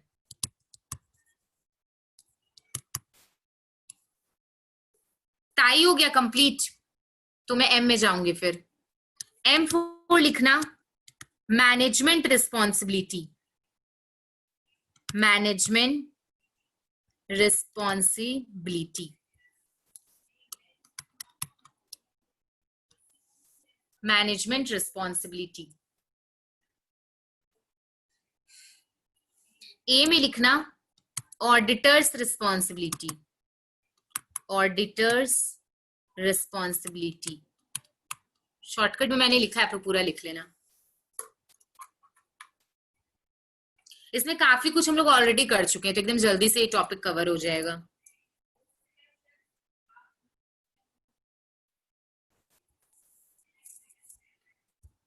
सेकंड वाले ए में लिखना, auditors opinion. Auditors opinion.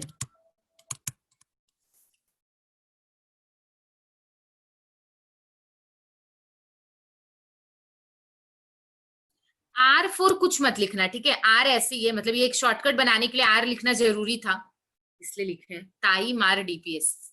Basically ये शॉर्टकट मैंने ऐसे बनाया था कि जब मैं पढ़ाती थी लास्ट बैच में, तो वो लोग को पूरा डिटेल में वैसे बता रही थी कि किसी बच्चे की ताई उसको DPS स्कूल मार मार के भेजती है, तो ये इसका शॉर्टकट बनाने का रीजन था।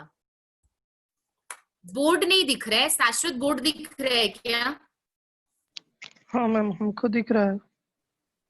किन्हीं का भी मैसेज आया कि जिनको बोर्ड नहीं दिख रहा है। एनोनिमस का। हाँ एनोनिमस का। D4 लिखो, डेट। D4 लिखो, डेट। मैं इसको हटा देती हूँ, लिख चुके होगे। D4 लिखो, डेट, बहुत इजी है, डेट। P4 लिखो, प्लेस। S4 लिखो, सिग्नेचर। खत्म। D4 date, P4 place, S4 signature या साइन।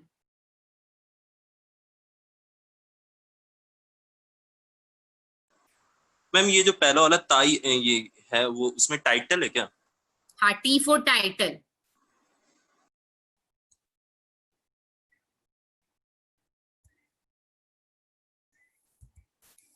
डन ना? चलो अब हम लोग एक एक करके देखेंगे।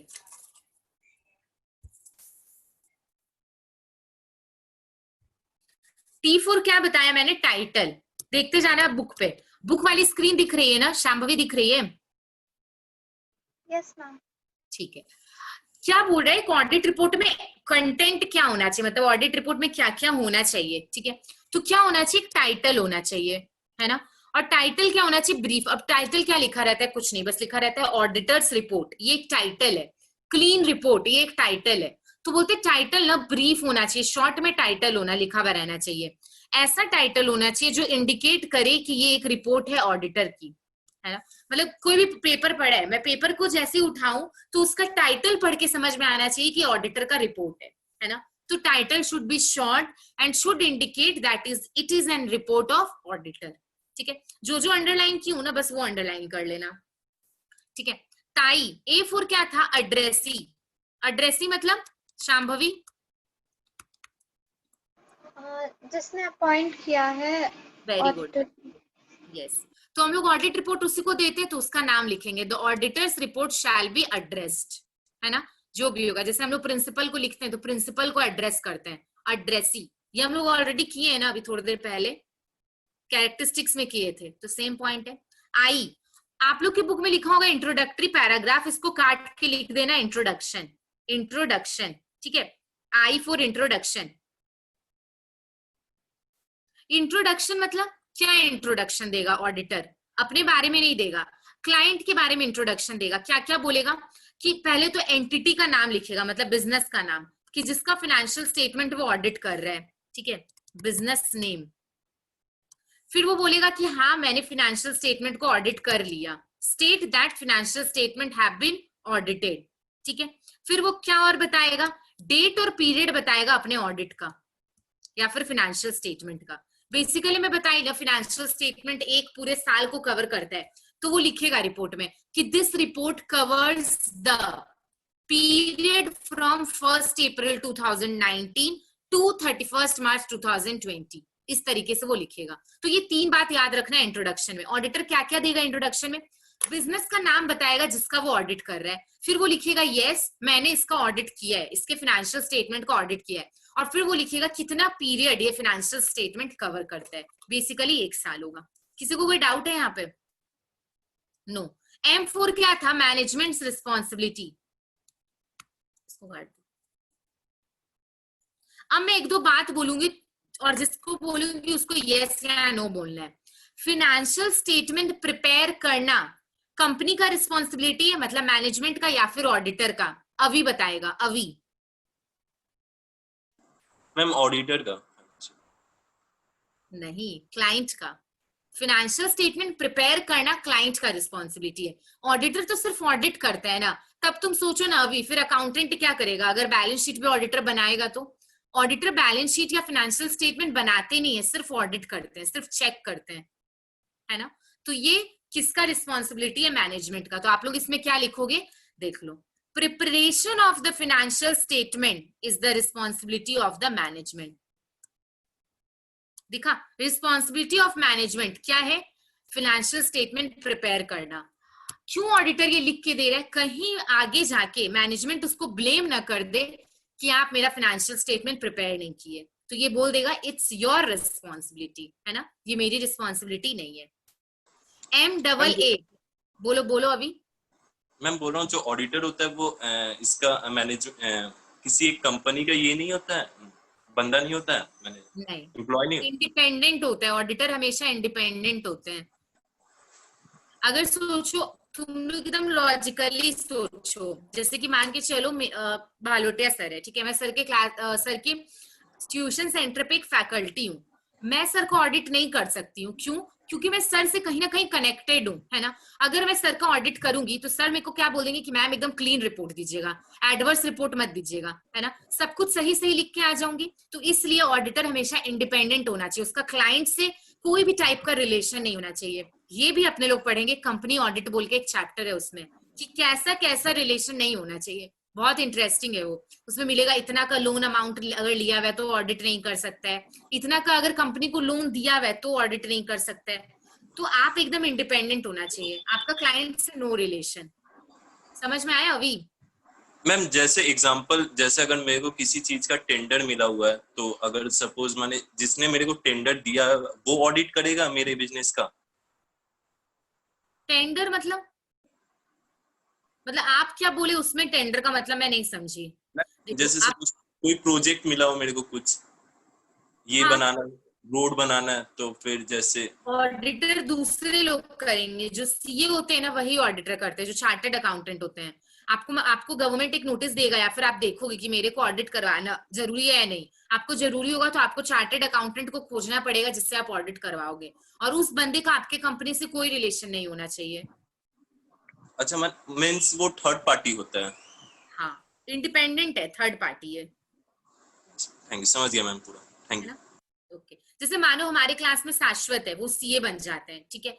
अब भालुटिया सर चाहे तो शाश्वत को बुला के ऑडिट करवा सकते हैं, क्योंकि शाश्वत का कोई रिलेशन नहीं है भालुटिया सर से, है ना। स्टूडेंट को इस चीज में रिलेशन में नहीं काउंट किया गया है कि कोई अगर कभी किसी से पढ़ा है तो उससे ऑडिट नहीं करवा सकते हैं। लेकिन सर मेरे से नहीं करवा सकते, क्योंकि मैं सर के उसमें क्या हूँ, फैकल्टी हूँ, है ना। तो हमारा एक टाइप का रिलेशन है ना। तो मैं कनेक्टेड हूँ सर से या सर के क्लास से, तो मैं सर के क्लास का ऑडिट नहीं कर सकती हूँ। Auditor should be always independent and third party, ठीक है। ओके ये तो अकाउंट्स बनाना, ये किसका काम है, मैनेजमेंट का। ऑडिटर का क्या काम है, देखना, चेक करना। अब देखो, अब ऑडिटर अपना रिस्पॉन्सिबिलिटी भी लिखेगा, ठीक है। तो क्या लिखेगा, रिस्पॉन्सिबिलिटी ऑफ ऑडिटर क्या है, उसका रिस्पॉन्सिबिलिटी सिर्फ ओपिनियन एक्सप्रेस करना।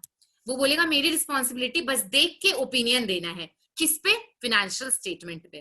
फिनेंशियल स्टेटमेंट का मतलब balance sheet, trial balance, profit and loss account, कुछ भी हो सकता है, ठीक है। चलो नेक्स्ट A4 मैंने क्या लिखा, ऑडिटर्स ओपिनियन।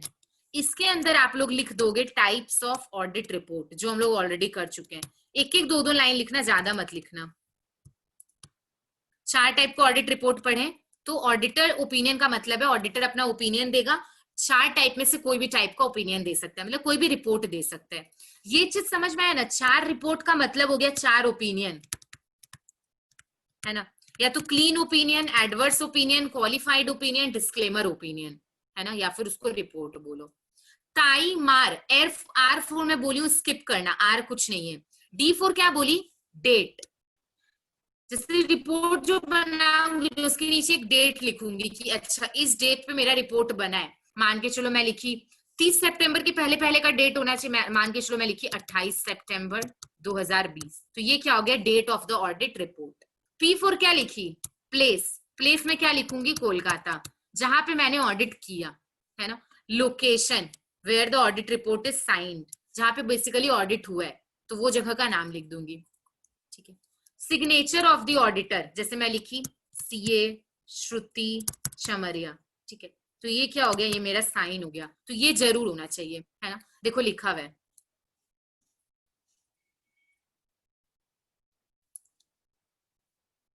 क्या लिखा है, audit report is signed by the auditor in his personal name, है ना। हम लोगों को एक मेंबरशिप नंबर मिलता है, मतलब कि यूनिक नंबर होता है, फॉर एग्जांपल ऐसा नंबर होता है ना। तो मैं जब लिखी ना ये श्रुति चमरिया, इसके नीचे मैं अपना ये मेंबरशिप नंबर भी लिखूंगी, है ना। मतलब ये प्रूफ है कि मैं एक चार्टर्ड अकाउंटेंट हूँ, ठीक है। तो मेरे को अपना मेंबरशिप नंबर लिख के साइन करना होगा। ये था आपका content of audit report as per SA। किसी को कोई डाउट है, चलो मैं आप लोगों को अभी गूगल से एक ऑडिट रिपोर्ट दिखाती हूँ। मैम ये जो शुरुआत में लिखा था ऐसे 700, तो हमें वो मेंशन करना है?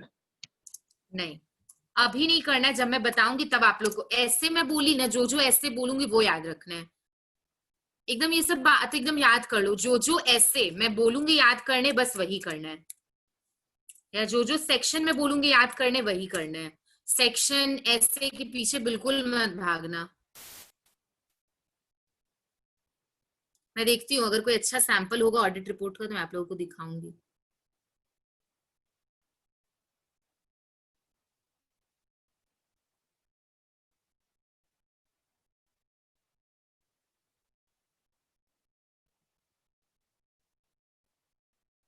ये तो इंटरनल ऑडिट रिपोर्ट है।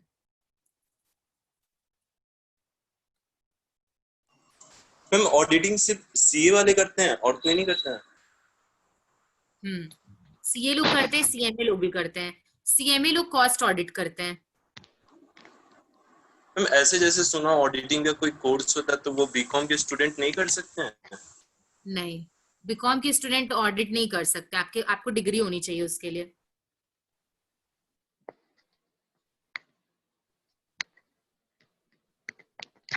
मैम CS लोग भी कुछ करते हैं ना? स्टूडेंट्स लोग जो लोग कंफर्म वगैरह में काम करते हैं चाहते हैं। क्या बोली अंकिता, क्लियरली बोलो, मेरे को आपकी आवाज नहीं आ रही है।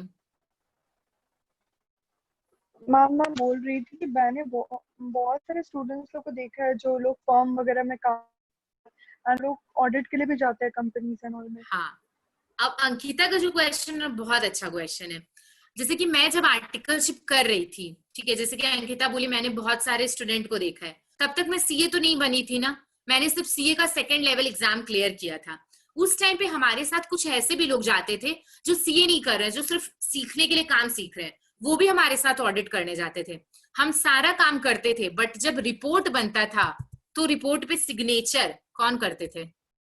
हमारे जो ऑफिस के सीए होते थे, मतलब जो मेरे बॉस होते थे। तो पूरा ऑडिट मैं कर सकती हूँ, जैसे कि अंकिता ने बोला कोई भी स्टूडेंट या वो कोई भी आर्टिकल हम लोग ऑडिट कर सकते हैं, बट जो अपने रिपोर्ट पढ़े, जिसपे साइन पढ़े, ये कौन करेंगे? जो ऑडिटर हैं, जो सीए हैं, वही लोग साइन कर सकते हैं। तो जैसे सीए फर्म है, मान के चलो एक सीए फर्म है, 4 पार्टनर है, ठीक है, ये लोग सब क्या है? ये लोग सब सीए है। तो ये लोग खुद ऑडिट करने नहीं जाएगा, ये लोग क्या करेगा? अपने अंडर के लोगों को भेज देगा, इसके अंडर कोई आर्टिकल है, कोई स्टूडेंट है, वो लोग मिलके ऑडिट किए, लेकिन कहलाएगा क्या कि ये लोग ऑडिट किए हैं? क्योंकि रिपोर्ट पे साइन किनका जा रहा है? इनका। समझ में आया? ये होता है प्रैक्टिस में, जो प्रैक्टिकली होता है। नेम किसका लिखा रहेगा? उनका, सीए लोग का। अपने लोग का कोई अस्तित्व नहीं है जब तक आप सीए नहीं बनोगे। आप लोग सिर्फ काम करके आ जाओगे, रिपोर्ट पे साइन उनका होगा। जैसे हम लोग, जैसे कि मैं बहुत 1-2 क्लाइंट को ऑडिट की हुई हूँ, जैसे कि एक था जिनका लेदर का काम था, हम लोग उनका 1.5 महीना ऑडिट करते थे। 1.5 महीना मैं जाके ऑडिट करती थी, बट जब रिपोर्ट का टाइम आता था तो हमारे बॉस साइन करते थे। सोचो 1.5 महीना पूरे मेहनत मैंने की, मतलब हम लोगों ने की, लेकिन सिग्नेचर किसका होगा? मेरे बॉस का। और मेरे बॉस का सिग्नेचर हो गया, इसका क्या मतलब है कि ऑडिट उन्होंने ही किया है। अगर कुछ गलती मेरे से हुई होगी ना, और बाद में अगर कोई गलती पकड़ाती है, तो मेरे बॉस लायबल होंगे, मैं नहीं, क्योंकि मेरा तो साइन ही नहीं था। और ऐसा होता भी है। जैसे आर्टिकलशिप क्या होता है? 3 साल का होता है या फिर 2.5 साल का। लोग आर्टिकलशिप करके छोड़ के चले जाते हैं, अपना सीए बन गए, अपना दूसरे काम में चले गए। अब बहुत बार क्या होता है, गवर्नमेंट पहले पिछले कुछ सालों का ऑडिट रिपोर्ट भी देखता है ना। मैं ये जरूर बताई हूँ कि ऑडिटर गारंटी नहीं देता है, बट ऑडिटर अगर जानबूझ के कुछ गलत लिख देगा रिपोर्ट में, या फिर कोई ब्लंडर मिस्टेक कर देगा, तो क्या उसके ऊपर कोई लायबिलिटी नहीं है? ये मैं पढ़ाऊंगी आप लोगों को, आएगा ऑडिट में एक चैप्टर में। तो फिर गवर्नमेंट किसको पकड़ेगा? मेरे को, मेरे बॉस को, है ना, जिनके नाम पे ऑडिट हुआ था। तो साइन हमेशा उनका ही होता है। अंकिता का डाउट क्लियर हुआ? तो मैम आपके Yes, बॉस ma'am. को तो चेक कर लेना चाहिए शाश्वत कि रिपोर्ट सही है कि नहीं। शाश्वत 1 सेकेंड। अंकिता आपका डाउट क्लियर हुआ पहले? यस मैम, हो गया। बोलो शाश्वत। आपके बॉस को चेक कर लेना चाहिए कि आपने रिपोर्ट सही बनाया है कि नहीं। हाँ, अब देखो, अब इसमें क्या होता है, मतलब तुम लोग जो पूछ रहे हो ना क्वेश्चन, वो बेसिकली प्रैक्टिकली क्या होता है वो मैं बताती हूँ। अब जैसे मैं ऑडिट करने जा रही हूँ, तो ऐसा नहीं है ना कि मेरे को एकदम बड़े क्लाइंट का ऑडिट वो फर्स्ट डे में दे देंगे। पहले मेरे को सिखाया जाएगा, है ना। पहले मेरे से वाउचिंग करवाएंगे, वाउचर चेक करना सिखाएंगे, धीरे धीरे मेरे को बड़े क्लाइंट का ऑडिट देंगे। और ऑब्वियसली जब हम लोग ऑडिट कर लेते थे, तो हम लोग फाइनल करवाने के लिए अपने एक बॉस को दिखाते थे। वो पूरा सब कुछ देखेंगे, सब कुछ पूछेंगे। जैसे हम लोग ऐसे खड़े होते थे, उनके स्क्रीन पे पूरा हम लोगों का काम होता था, मतलब हम लोग जो लिखते थे, या फिर क्लाइंट का बैलेंस शीट, और वो एक एक चीज हम लोगों से पूछते थे कि बताओ श्रुति ये कैसे देखी थी। तो इससे वो लोग जज कर लेते कि हम लोग सही से किए हैं कि नहीं। तो it's a matter of practice, हम लोगों को सिखाया जाता है, ट्रेनिंग दिया जाता है। और आर्टिकलशिप क्या है? It's a training course, training होता है, ये एक सीखने का प्रोसेस है। मैं सीख के वो काम करके आती हूँ, मेरा बॉस उसको चेक करेगा और फिर वो साइन करेगा। ऐसा थोड़ी है कि मैं पूरा ऑडिट की सब कुछ कर ली, बस एक पेपर दे दिया और बॉस साइन कर दिया। बॉस को भी डर है कि कुछ भी होगा तो उसी को पकड़ा जाएगा, तो वो भी पूरा चेक करेगा। हम लोग से एक एक चीज पूछा जाता था कि कैसे ऑडिट किए हो, क्या किए हो, ये पता करने के लिए सिर्फ खा के तो नहीं आते, वहां पे काम भी करते हैं कि नहीं, है ना। तो ये ऑफ कोर्स है, चेक तो होता ही है। मैम तब हम लोग का बीकॉम करके कोई लाभ नहीं, जब ये सब फील्ड में हम लोग को जाने ना मिले? ऐसा नहीं है, ऐसा मैं नहीं बोलूंगी, बट हाँ मतलब कुछ एक्स्ट्रा करना चाहिए साथ में से। अब तो बहुत ऑप्शन है, FRM है, CFA है, CA है, CS है, कुछ भी ऑप्ट करके कर सकते हो। देखो बीकॉम नॉलेज वाइज बहुत अच्छा कोर्स है, क्योंकि मैं बताऊं पर्सनली मैं जो फील करती हूँ ना, बीकॉम में जो सब्जेक्ट कॉम्बिनेशन दिया हुआ है ना, दैट इज सुपर्ब। मतलब ऑलमोस्ट आपको सब नॉलेज दिया जाता है। लॉ भी आप लोग पढ़ते हो, कंपनी लॉ भी पढ़ते हो, बिजनेस लॉ भी पढ़ते हो, ऑडिट भी पढ़ते हो, मतलब ऐसे ऐसे सब्जेक्ट है कि आपको पूरा नॉलेज हो जाए, है ना। नॉलेज वाइज बहुत अच्छा है। बट हाँ सिर्फ बीकॉम करके बोल दोगे मेरे को ऑडिट करना है तो नहीं पॉसिबल है, ये बात होती है। एक सेकेंड,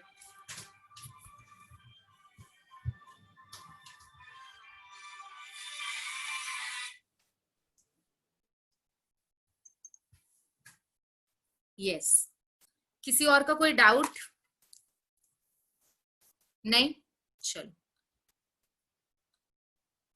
तो हम लोगों का ये टॉपिक भी पूरा खत्म हो गया, ठीक है। Content of audit report as per एसे।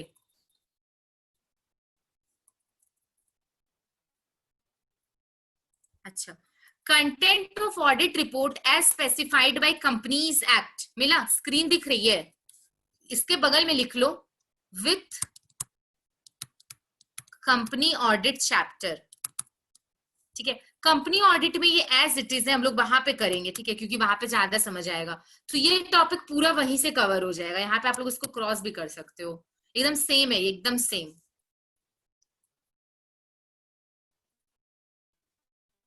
ठीक है। चलो देखो, दो क्वेश्चन बचे हैं, concept of true and fair view, और एक बचा है कॉन्सेप्ट ऑफ मटीरियलिटी। मैं मटीरियलिटी के लिए पहले ही बता चुकी हूँ कि ये जो है मटीरियलिटी, ये हम लोग यहाँ नहीं करते हैं, है ना, इसको यहाँ से क्रॉस कर लो, इसको हम लोग दूसरे चैप्टर के साथ करेंगे। तो आज का बस हमारा लास्ट टॉपिक बच गया, concept of true and fair view, ठीक है। ट्रू एंड फेयर व्यू में अभी मैं कुछ पॉइंट्स लिखवाऊंगी, बट आपको कुछ पॉइंट्स खुद से भी समझ के आने हैं, ठीक है। चलो, ट्रू एंड फेयर व्यू को पूरा याद करने का सबसे अच्छा तरीका बस ये याद कर लो, ओनली दिस। ये याद करने से, क्योंकि ये जो पहला पैराग्राफ है ना, इसमें भी मोर और लेस सारा यही पॉइंट्स लिखा हुआ है, तो आपको सिर्फ ये वाले पॉइंट्स याद रखने हैं ट्रू एंड फेयर व्यू के लिए, ठीक है। अब देखो क्या क्या पॉइंट्स है, मैं पहले पॉइंट टिक करा रही हूँ, पहले वो पॉइंट टिक कर लो, फिर मैं एक्सप्लेन करूंगी। Point number 1, point number 2, point number 3, point number 5, और ऑलमोस्ट आप लोग जानते हो, देख लेना अभी, point number 8, point number 4, 6 point tick हो गया। मैं बोल रही हूँ, तुम लोग बताना कुछ लग रहा है क्या अलग है, पहले जो बोलूंगी वो देखना। Point number 2, relevant information have been properly disclosed. Already जानते हैं ना ये बात कि जब क्लीन रिपोर्ट देते हैं उसमें भी एक पॉइंट लिखते हैं कि yes all the information have been disclosed, तो ये पॉइंट है, मतलब ट्रू एंड फेयर व्यू है, ठीक है।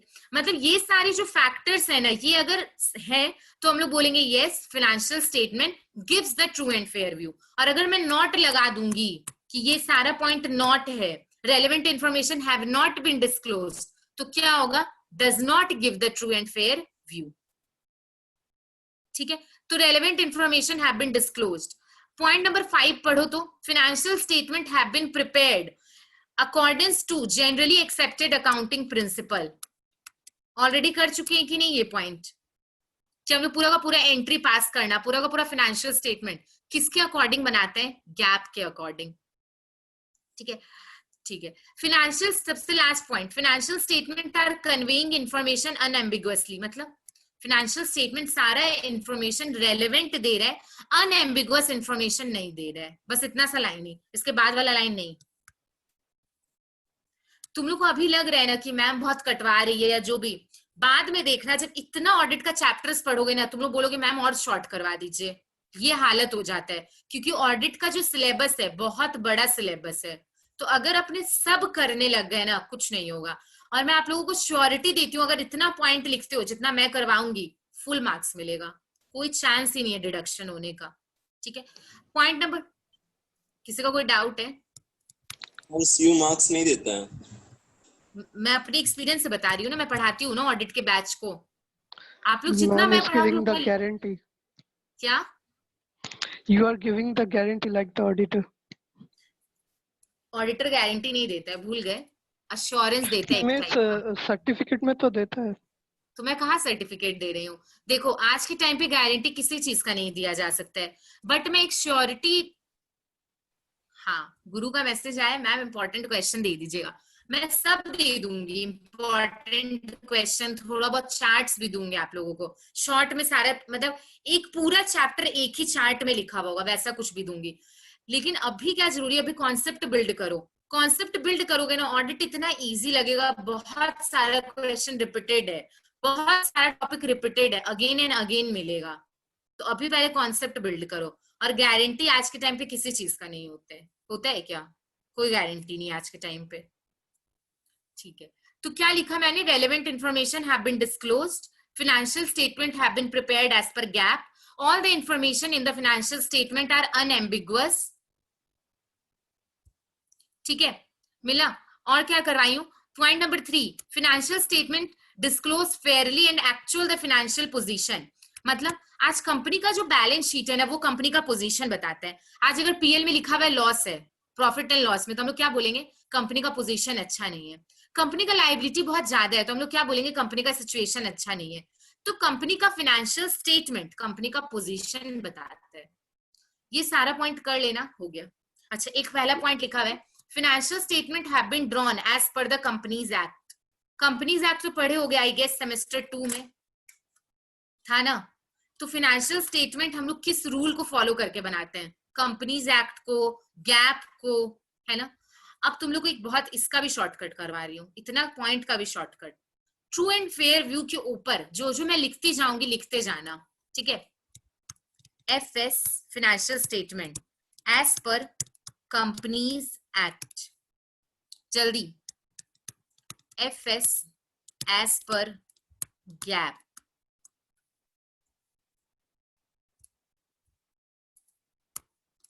एज पर गैप, ठीक है। Accounts as per accounting standards,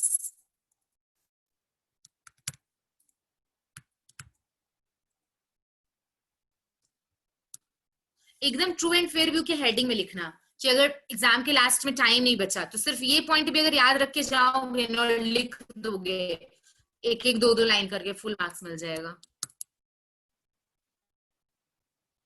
जल्दी।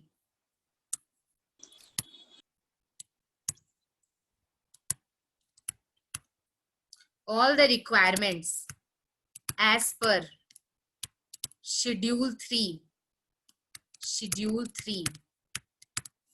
पहले इतना लिखो।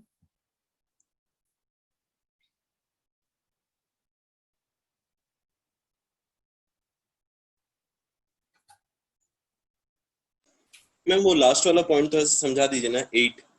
All the requirement as per schedule 3। तुम लोग जब अकाउंट्स पढ़ते हो ना तो ध्यान देना, मतलब कि जो अपने लोग बैलेंस शीट बनाते हैं, कभी सोचे हो कि पहले इस शेप में बैलेंस शीट बनता था ना, यहाँ पे लाइबिलिटी लिखाता था, यहाँ पे असेट, ध्यान अगर देते होगे तो। अब ऐसे बनता है बैलेंस शीट, यहाँ सारा लाइबिलिटी लिखाते हैं, यहाँ सारा असेट लिखाते हैं। तो ये सब जो चेंजेस आता है ना, ये शेड्यूल की तरह आता है, मतलब शेड्यूल बोलते हैं ऐसा करने। और ये शेड्यूल कौन इशू करते हैं? सीए इंस्टीट्यूट, जिसको हम लोग ICAI बोलते हैं। मैम ये पहला वाला तो हम लोग ने सुना था कि ये पार्टनरशिप फर्म के लिए होता है और ये सेकंड वाला कंपनी के लिए होता है, अभी चेंज हो गया क्या? अब भी है वो चीज, लेकिन अब पहले बैलेंस शीट कंपनी के लिए भी इस शेप में बनता था, अब बैलेंस शीट इस शेप में बनता है, मतलब इस डिजाइन से बनता है। तो ये जो डिजाइन में चेंज होता है, ये कौन बताता है? शेड्यूल बताता है। तो ये सेकंड वाला डिजाइन भी पार्टनरशिप के लिए और फर्म के लिए यूज होता है? नहीं, जैसे बहुत सारे पार्टनरशिप फर्म ये यूज करते हैं, बट ऐसा नहीं है कि वो लोग ये बना नहीं सकते, इसमें भी बना सकते हैं। ये एक्चुअली सिंपल होता है। तो पार्टनरशिप फर्म को रिलैक्सेशन, ये मेरे को अपडेट देखना पड़ेगा, अमेंडमेंट आया था इसमें कि अभी भी पार्टनरशिप फर्म ये यूज कर रहा है या फिर ये। तुम लोग अकाउंट्स में मत जाओ, तुम लोग ये सोचो कि जब भी कुछ बनता है तो उसके पीछे कोई ना कोई, आज क्यों आप लोगों को आंसर शीट कैसे, मतलब आंसर शीट पे लिखा रहता है ना कि क्वेश्चन 1 to 6 है, या फिर जो भी पैटर्न है, 3 घंटे का एग्जाम है, कोई ना कोई तो गाइडलाइन बनाया ना। तो गाइडलाइन कौन बनाता है? यूजीसी बनाते हैं, सीयू से रिलेटेड। वैसे बैलेंस शीट कैसे बनेगा? कंपनीज एक्ट को फॉलो करना है, गैप को फॉलो करना है, अकाउंटिंग स्टैंडर्ड को फॉलो करना है, ये सब कौन बताते हैं? ये ICAI। तो अगर कोई कंपनी जिसका हम लोग ऑडिट कर रहे हैं वो ये सब फॉलो किया है, तो हम लोग बोलेंगे कि yes true and fair view है, और सब कुछ सही है तो बोलेंगे ट्रू एंड फेयर व्यू है। कोई डाउट है अभी? मैम वो तो लास्ट वाला पॉइंट समझाइए ना मैम, 8 वाला। कौन सा वाला? मैम तो नीचे कीजिए, स्क्रॉल कीजिए। अच्छा 8 समझ गई। हाँ, Financial statement are conveying information unambiguously. अभी दिखाती हूँ इसका क्या मतलब है.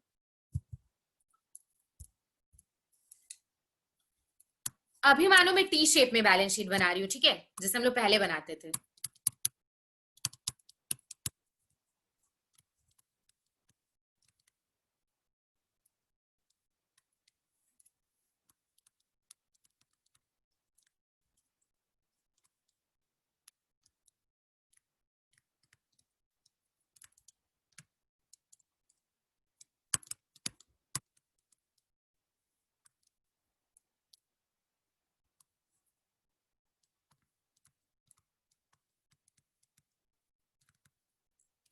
तुम लोग बोलोगे हम बैलेंस शीट अच्छा बनाए, इंफॉर्मेशन सही से डिस्क्लोज किए?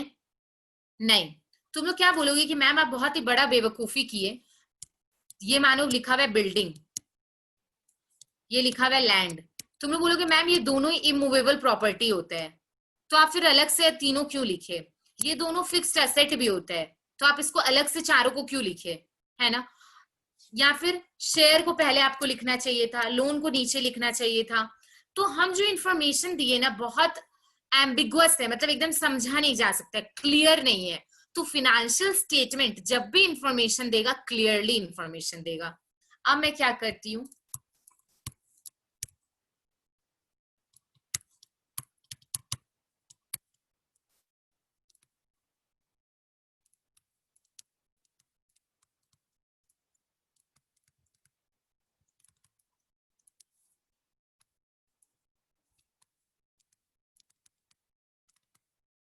तुम लोग बोलोगे कि नहीं यस मैम अब फाइनेंशियल स्टेटमेंट मतलब बैलेंस शीट पढ़ के समझ में आ रहा है.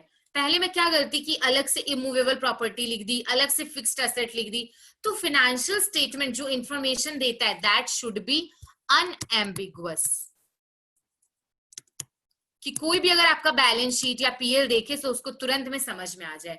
ऐसा मत बनाओ कि सिर्फ तुम ही को समझ में आए, दुनिया को नहीं, है ना? ये मीनिंग था. अभी क्लियर हुआ मीनिंग? Yes ma'am. ठीक है, तो ये था ट्रू एंड फेयर व्यू का मतलब. अलग अलग लिखोगे.